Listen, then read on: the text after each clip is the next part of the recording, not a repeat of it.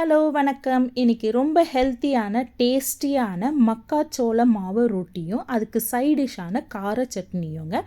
இந்த சோள மாவு ரொட்டி வந்து உடம்புக்கு ரொம்ப ரொம்ப நல்லதுங்க. இந்த மாதிரி சூப்பராக சாஃப்டாக இந்த ரொட்டி எப்படி செய்யறதுன்னு சொல்லிட்டு இன்னைக்கு நான் உங்களுக்கு செஞ்சு காட்ட போகிறேன். அது கூடவே அந்த கார சட்னியும் செஞ்சு காட்ட போகிறேங்க. இந்த சட்னியும் ரொம்ப சீக்கிரமாக ரெடி ஆகிடும். வாங்க பார்க்கலாம் எப்படி செய்கிறதுன்னு. முதல்ல ஒரு பேனில் 1.5 கப்பு அளவுக்கு வந்து நான் தண்ணி எடுத்துக்கிறேன். அது கூடவே ஒரு பிஞ்ச் அளவுக்கு ஓமம், அதாவது அஜ்வைன்னு சொல்லுவாங்க, அதை ஒரு பிஞ்ச் அளவுக்கு அந்த தண்ணியில் சேர்த்துட்றேன். நெய் 1 டீஸ்பூன் அளவு, இதுக்கு தேவையான அளவு 1/4 டீஸ்பூன் அளவு உப்பு, கோதுமை மாவு வந்து ஒரு 2 டேபிள் ஸ்பூன் அளவு சேர்த்துக்கிறேன். இதுதாங்க மக்காச்சோள மாவு, மேஸ் ஃப்ளாருன்னு சொல்லிட்டு சொல்லுவாங்க. இது வந்து லைட்டாக எல்லோ கலரில் இருக்கும். கார்ன்ஃப்ளவர் இல்லைங்க, கார்ன்ஃப்ளவர் வந்து வெள்ளையாக இருக்கும், இது வந்து லைட் எல்லோ கலரில் இருக்கும். நாம் தண்ணி எடுத்தோம் இல்லைங்களா 1.5 கப்பு, அதில் 1 கப்பு அளவுக்கு நான் மாவு எடுத்துக்கிறேன். பாருங்கள், நான் தண்ணி எடுத்த அதே கப்பில் 1 கப் அளவுக்கு மாவு எடுத்து அந்த தண்ணி கொதிக்குது இல்லைங்களா, அதில் சேர்த்துட்டு நல்லா மிக்ஸ் பண்ணிகிட்டே இருக்கணும்.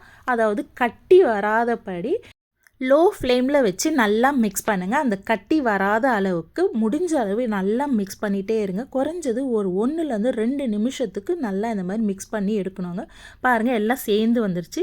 மாவு எடுத்து இந்த மாதிரி உருட்டும் போது அது நல்லா ஒட்டாமல் உருட்டி வரணும். இந்த பதம் வந்து கரெக்டாக இருக்குது. இப்போ ஸ்டவ் ஆஃப் பண்ணிவிட்டு இதை ஒரு பவுலுக்கு மாற்றி எடுத்து வச்சிடலாம்.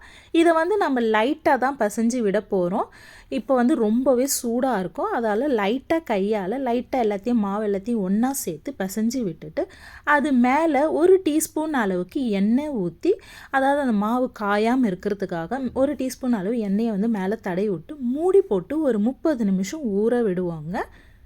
30 நிமிஷம் கழித்து பார்க்கும்போது அது மாவெல்லாம் சேர்ந்து இருக்கும்.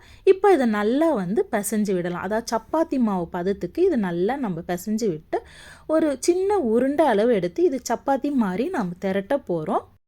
சப்பாத்தியாக திரட்டுறதுக்கு மைதா மாவு இல்லைன்னா சோள மாவு வந்து மேலே நல்லா டஸ்ட் பண்ணிவிட்டு திரட்டணுங்க. அப்போ தான் அது நல்லா ஒட்டாமல் வரும்.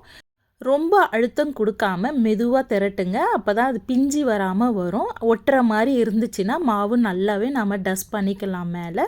இந்த அளவுக்கு நாம் திரட்டி எடுத்த பிறகு இப்படியே சுடலாம். ஆனால் கொஞ்சம் நீட்டாக அழகாக வரணுன்றதுக்காக இந்த மாதிரி பவுல் எதையாவது எடுத்து அதை வந்து நல்ல அழுத்தம் கொடுத்து நல்ல ஒரு ரவுண்டு ஷேப்புக்கு வந்து நாம் கட் பண்ணி எடுத்துக்கலாம். ஓரங்களை வெட்டி எடுக்கிற மாவு வந்து நம்ம அடுத்த ரொட்டி செய்கிறதோடு சேர்த்து எடுத்துக்கலாம். இந்த திக்னஸுக்கு அளவுக்கு நாம் திரட்டி எடுத்தால் கரெக்டாக இருக்கும்.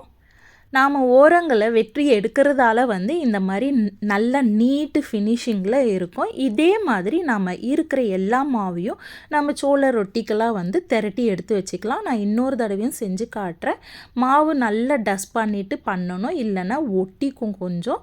இந்த மாதிரி டஸ்ட் பண்ணிவிட்டு 2 பக்கமும் நல்லா திரட்டி விடுங்க. அப்புறமா ஒரு பவுல் எடுத்து இதே மாதிரி ரவுண்டாக கட் பண்ணி எல்லாத்தையும் ரெடி பண்ணி எடுத்துக்கலாம். ரொட்டி சுடுற தவா சூடான பிறகு அந்த தவாவில் அந்த மாவை போட்டுட்டு நம்ம திருப்பி திருப்பி போட்டு செய்யணுங்க. ஒரே பக்கமாக விட வேண்டாம். ஒரு 30 செகண்டுக்கு ஒரு தடவை நம்ம திருப்பி திருப்பி விடணும். இந்த மாதிரி நம்ம கரண்டியால் மெதுவாக மேலே அழுத்தம் கொடுத்துட்டே வரணுங்க. பாருங்கள், லைட்டாக ப்ரௌன் கலர் வருது இல்லைங்களா, இந்த நேரத்தில் இப்போ பாருங்கள் உப்பியும் வர ஆரம்பிக்கும். பாருங்கள், நல்லா உப்பி வருது இல்லையா. இந்த நேரத்தில் நாம் 1/4 டீஸ்பூன் அளவுக்கு நெய் எடுத்து மேலே லைட்டாக தடவி விடுவோம். உங்களுக்கு நெய் இல்லைனாலும் பரவாயில்ல, எண்ணெயும் தேய்ச்சிக்கலாம். அடுத்த பக்கமும் திருப்பி போட்டு அதுலேயும் நெய்யை லைட்டாக தடவி விட்டுருலாங்க. பாருங்கள், நல்லா பொரிஞ்சிட்டு வருது. இந்த மாதிரி அழுத்தி அழுத்தி கொடுத்து பண்ணும்போது உள் பக்கமும் நல்லா வெந்து வரும். இது ரெடி ஆகிடுச்சு. அதை ஒரு பிளேட்டுக்கு மாற்றி எடுத்து வச்சிடலாம். திரும்பவும் அடுத்த ரொட்டியும் அதே மாதிரி சுட்டு எடுத்துடலாம். பாருங்கள், நல்லா ப்ரௌன் ஆகுது இல்லைங்களா. லைட்டாக ப்ரௌன் வந்தோன்னா இந்த தடவை நான் எண்ணெய் ஊற்றி சுட்டுறேன். இதே பக்கம் பொரிஞ்சோன்னா அடுத்த பக்கமும் திருப்பி போட்டு இதே மாதிரி அழுத்தி அழுத்தி கொடுத்து நாம் வேக வைக்கணுங்க. 2 பக்கமும் எண்ணெய் ஊற்றி நல்லா சுட்டு எடுக்கலாம். இது பாருங்கள், நல்லா கலர் மாறிடுச்சு. இதை நம்ம வந்து இன்னொரு பிளேட்டுக்கு மாற்றி எடுத்து வச்சிடலாம். இதே மாதிரி எல்லா சோள ரொட்டிகளையும் நாம் சுட்டு எடுத்துடலாங்க. சைட் டிஷ்ஷான கார சட்னி செய்யலாம். ஒரு ஸ்மால் சைஸு தக்காளி எடுத்துக்கலாம். காஞ்ச மிளகா ஒரு 8லேருந்து 10, பெரிய பல்லு பூண்டுன்றதால நான் ஒரு 8லேருந்து 10 எடுத்திருக்கேன். சின்ன பூண்டாக இருந்தால் ஒரு 15லேருந்து 20 பூண்டு வந்து நம்ம சேர்த்துக்கலாம். இந்த பூண்டு, காஞ்ச மிளகா, தக்காளியை வந்து லைட்டாக கட் பண்ணி அதில் சேர்த்துடலாம். பேடிகை காஞ்ச மிளகா இருக்கும்போது இன்னும் ரொம்ப டேஸ்ட்டு நல்லா இருக்குங்க. இந்த தக்காளியும் இதில் சேர்த்துட்டு இதுக்கு தேவையான அளவு உப்பு ஒரு 1/4 டீஸ்பூன் அளவு சேர்த்து நல்ல ஒரு நைஸ் பேஸ்ட்டாக அரைச்சி எடுத்துடணுங்க. பாருங்கள் கலர் எவ்வளோ சூப்பராக நல்லாயிருக்கு. நல்ல காரமாகவும் இருக்குங்க இந்த சட்னி. இதை வந்து நம்ம தாளிச்சிடலாம். ஒரு ஃப்ரை பேனில் 2 டேபிள் ஸ்பூன் அளவு நல்லெண்ணெய் சேர்த்துட்டு கடுகு ஒரு 1/4 டீஸ்பூன் அளவு கருவேப்பிலை கொஞ்சம் சேர்த்து நல்லா பொரிஞ்சு வந்தோடனே நம்ம அரைச்சி வச்ச தக்காளி பூண்டு காஞ்ச மிளகா இருக்கு இல்லைங்களா, அந்த சட்னியை வந்து அதில் சேர்த்துடலாம். அது கூடவே ஒரு 1/4 கப் அளவு தண்ணி சேர்த்து நல்லா பொரிக்கணுங்க. அதாவது ஒரு 3லேருந்து 4 நிமிஷத்துக்கு பொரிச்சு எடுக்கணும். அந்த எண்ணெய் வந்து தனியாக பிரிஞ்சு வர அளவுக்கு, அதாவது அந்த பூண்டு தக்காளியோட பச்சை வாசனை போகிற அளவுக்கு நல்லா பொரிஞ்சு எடுக்கணும்.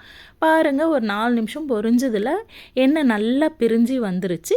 இந்த சட்னி செம்ம டேஸ்ட்டாக காரமாக நல்லா அந்த பூண்டோட வாசனை அந்த டேஸ்ட் வந்து ரொம்ப ரொம்ப நல்லாவே இருக்குங்க. இப்போ ஸ்டவ்வை ஆஃப் பண்ணிவிட்டு இதை ஒரு பவுலுக்கு மாற்றி எடுத்து வச்சிடலாம். பாருங்கள் அதுக்குள்ளேயே சட்னி திக்காகவும் ஆகிட்டே வருது.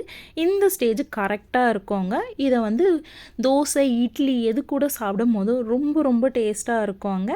இந்த சூப்பர் சாஃப்டான ஹெல்த்தியான சோள ரொட்டியும் கார சட்னி காம்பினேஷனும் வந்து ரொம்பவே நல்லா இருக்குங்க. இந்த ரெசிபியை கண்டிப்பாக செஞ்சு பாருங்கள். உங்கள் வீட்டில் இருக்கிறவங்க எல்லாருக்குமே இது ரொம்ப ரொம்பவே பிடிக்கும். இந்த ரெசிபி உங்களுக்கு பிடிச்சிருந்தா கண்டிப்பாக லைக் பண்ணுங்கள், ஷேர் பண்ணுங்கள், முக்கியமாக சப்ஸ்கிரைப் பண்ணுங்கள். தேங்க்யூ.